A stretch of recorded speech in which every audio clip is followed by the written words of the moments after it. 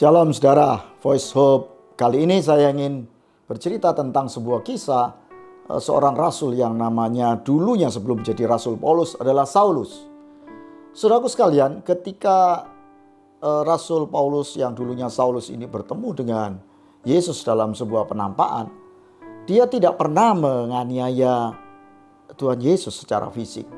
Tetapi yang aneh kalau Anda nanti membaca firman Tuhan, itu di sana Yesus sedang berkata secara langsung dengan sepertinya memarahi Saulus ini dengan, "Saulus, Saulus, mengapa engkau menganiayaku?" Saya baca ayatnya saudara, Kisah Rasul 26 ayat 14-15.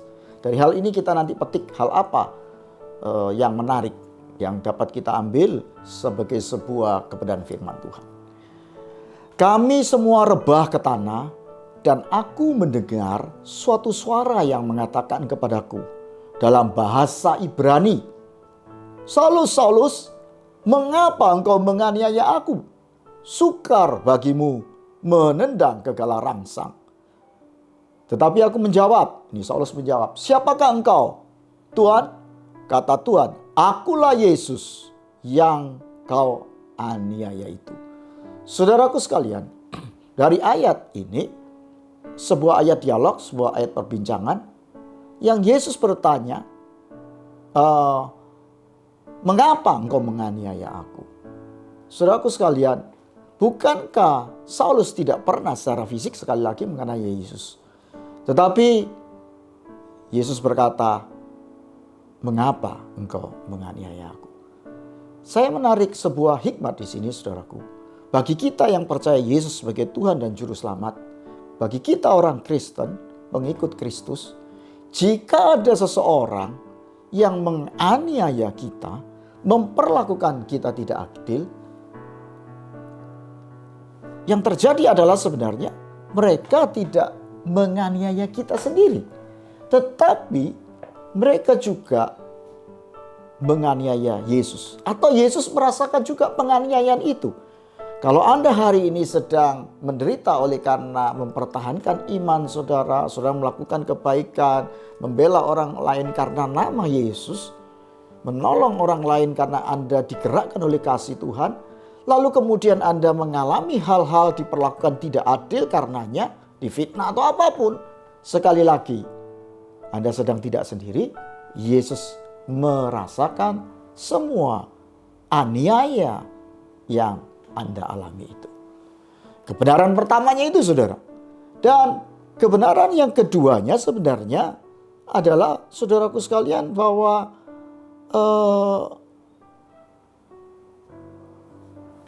percaya Yesus sebagai Juru Selamat itu seharusnya tidak tergoyahkan. Mengapa? Karena kita melihat Yesus itu begitu maha kuasa, saudara. Sehingga seseorang yang seperti Saulus, yang menganiaya bahkan membunuh orang Kristen, ia bisa terpanggil dan bertobat. Artinya kalau hari ini Anda percaya Kristus dan bisa percaya Yesus sebagai Tuhan Juru Selamat Anda, itu oleh karena Tuhan yang begitu luar biasa membuat hati Anda bisa percaya. Dan saya percaya jika hari ini kita berdoa untuk seseorang yang menganiaya kita, dengan kemahakuasaan dan kedaulatan Kristus sendiri, dia bisa membuat orang itu menjadi bertobat dan percaya Kristus. Walaupun hari ini mungkin dia menganiaya saudara, menganiaya orang-orang yang kita cintai, orang Kristen. Itu sebabnya sebagai orang Kristen kita tidak perlu gusar, dan kita cuma percaya dan mendoakan orang-orang yang memperlakukan diri kita tidak adil. Yang berikutnya, saudaraku, ini pasti ada dalam kehidupan setiap kita. Ya, sejahat-jahatnya Rasul Paulus diampuni.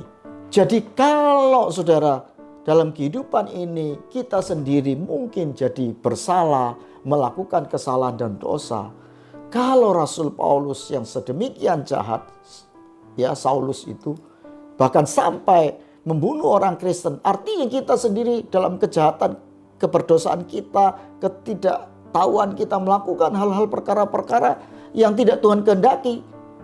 Dan belum sejahat Rasul Paulus, saya percaya Tuhan itu maha kasih dan dia bisa mengampuni dosa dan kesalahan ataupun kelemahan apapun dalam hidup setiap kita. Jadi saudaraku sekalian, Yesus itu begitu luar biasa maha kuasa sehingga kasih-Nya sanggup untuk memahami kita dan mengampuni setiap dosa kita. Dan yang berikutnya kalau Anda tadi baca di dalam ayat ini agak penting saudara. Tuhan Yesus berkata demikian ya. Ayatnya mungkin tidak banyak orang mengerti, dia berkata demikian. Sukar bagimu menendang kegala rangsang. Jadi setelah Yesus mengatakan, mengapa engkau menganiaya aku? Yesus berkata kepada Saulus, sukar bagimu menendang kegala rangsang. Saudara, gala rangsang itu adalah tongkat gembala. Jadi Yesus mau berkata bahwa aku ini gembalamu dan engkau dombaku. Dan setiap domba senakal apapun tidak bisa melawan gembala. Karena gembala punya tongkat dengan kemahakuasaannya untuk bisa menarik, mendisiplin ya domba yang dia kasihinya untuk kembali berjalan dalam kehendak daripada sang gembala.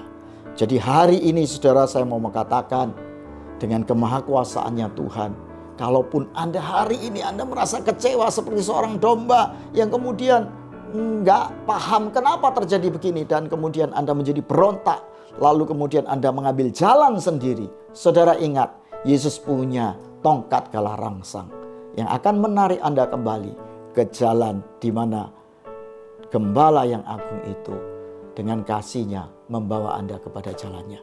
Itu sebabnya saudaraku sekalian, dengan apa yang kita pelajari dari ayat firman Tuhan, pertobatan Rasul Paulus ini, kita boleh belajar bahwa Sang Gembala Agung yang kita percayai sebagai juru selamat hari ini dengan kekuatan dan kuasanya akan tetap ada dalam kehidupan setiap kita, bisa mengampuni dosa kita, bisa menyelamatkan hidup kita, melindungi kita walaupun kita mungkin hari-hari ini mengalami perkara tidak nyaman atau diperlakukan tidak adil. Semoga apa yang saya sampaikan ini menjadikan Anda tetap kuat dalam iman dan percaya bahwa Sang Gembala yang agung itu selalu melindungi hidup kita. Amin.